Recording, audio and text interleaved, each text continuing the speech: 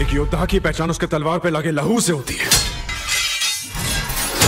Hello বন্ধুরা, কি অবস্থা, কেমন আছেন সবাই? তো যাই হোক, ফাইনালি মুক্তি পেয়েছে আপকামিং ইন্ডিয়ান হিন্দি ল্যাঙ্গুয়েজের historical action film Kesari Veer. কি মুভি দেখেছি রে ভাই! এই বছরের যতগুলো সিনেমা এসেছে তাদের থেকে টোটালি ডিজাস্টার সিনেমা হতে চলেছে। তো চলুন দেখা যাক এমনটা কেন হয়েছে। In this movie lead role in Suraj Pancholi, Akanksha Sharma, Suniel Shetty, Vivek Oberoi starrer new movie এটি। এর আগে আমি সুরাজ পাঞ্চোয়ালির সিনেমা দেখিনি।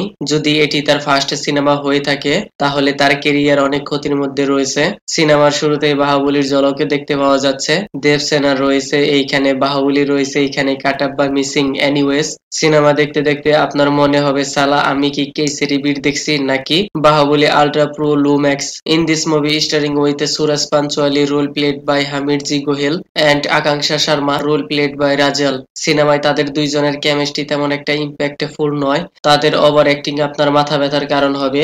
সিনেমার story base of Hamid ji Gohil as a real life Rajput warrior, যিনি সোমনাথ মন্দির মুঘলদের হাত থেকে রক্ষা করেছিল। এটি একটি ব্যাটেল বেসিস কন্টেন্ট। এইরকম স্টোরি আমরা বেশিরভাগই টিভি সিরিয়ালের মধ্যে দেখেছি, লেকিন থিয়েটারে এইরকম সিনেমা তেমন একটা হাইপ জেনারেট করবে না। তারপরে আবার সিনেমার স্টোরি লাইনে ঠিক নেই। শুরুতে সোমনাথ মন্দিরের স্বর্ণ লুটের কথা বলা হয়েছে, আবার ইন্টারভালের সময় হিন্দুদের গোড়া থেকে শেষ করে দিতে হবে। কি ভাই, সিনেমার স্টোরি কোথায় থেকে কোথায় চলে যাচ্ছে।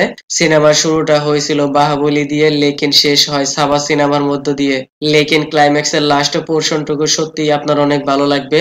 আমারও অনেক শকিং লেগেছে। শুধুমাত্র ক্লাইম্যাক্সের এই সিন দিয়ে তো আর পুরো সিনেমা চলবে না। সিনেমার স্টোরি কনসেপ্ট ভালোই ছিল, কিন্তু প্রেজেন্টেশনের জন্য এমনটা গড়বড় হয়েছে। যেহেতু এটি একটি রিয়েল লাইফ ইনসিডেন্টের উপর বেসিস কন্টেন্ট, তাহলে সাবা সিনেমার মতো হিট হওয়ার পসিবিলিটি ছিল। সিনেমার শুরু থেকে বোরিং ফিল হবে। আবার মেইন লিড অ্যাক্টরদের ওভার অ্যাক্টিং, তাদের কেমিস্ট্রি, কাস্টিং একদমই বেকার লেগেছে। সিনেমার স্টোরি লাইনে অনেক রাজা বীর দেখানো হয়েছে, লেকিন রাজপ্রাসাদের বদলা জবরপট্টি দেখানো হয়েছে। তারপর আবার লো লেভেলের বিএফএক্স সিজিআই একদম আনরিয়েলিস্টিক দেখা গেছে। এইরকম অনেক শর্ট সিন রয়েছে যেগুলো না হলেও চলতো। সিনেমাটি আপনার লং লেন্থ ফিল হবে। আমি আর কিছু বলবো না, যদি আপনার মন চায় তাহলে সিনেমাটি দেখতে পারেন। তো যাই, সিনেমাটি অলরেডি মুক্তি পেয়েছে, ফ্যামিলির সাথে দেখতে পাবেন। নো এন্টারটেনমেন্ট, অনলি বাকওয়াস। ওকে দেন, ভিডিওটি কেমন লেগেছে আপনার? ধন্যবাদ, দেখা হবে পরের ভিডিওতে।